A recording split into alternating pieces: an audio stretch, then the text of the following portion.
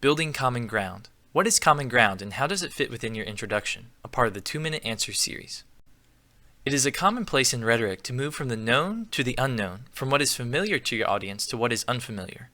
This practice in research writing is what writers call building common ground or establishing shared context. Building common ground requires that you know your audience, their basic assumptions, pre-understanding, etc., so that you can begin with a topic or position familiar to them. The most important place to build common ground is in the introduction because it enables writers to accomplish two important objectives in the early portions of their introduction. First, it helps them introduce their topic and argument by connecting it to something the readers already assume or think they understand.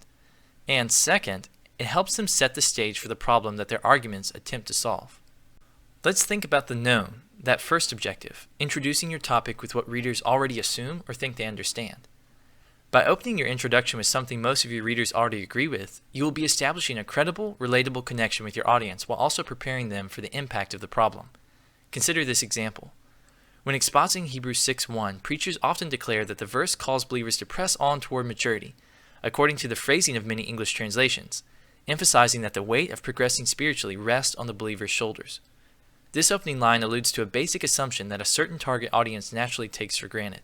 In this way, the writer is presenting something that readers think they already understand. At this point, it is important for the writer to promptly transition from the assumption to the problem, lest the audience disregard the essay as inconsequential or irrelevant. Now you are ready to address the unknown, the second objective, setting the stage for the problem that your argument attempts to solve. Having primed readers with a familiar concept they think they already understand, the writer disrupts this shared context with a complicating problem. Consider this example. However, Hebrews 6:1 emphasizes that spiritual maturity is less about human exertion and more about humble surrender, as evidenced by the nautical metaphor, teleo theta pheromatha, that is, let us continue to be carried along to maturity.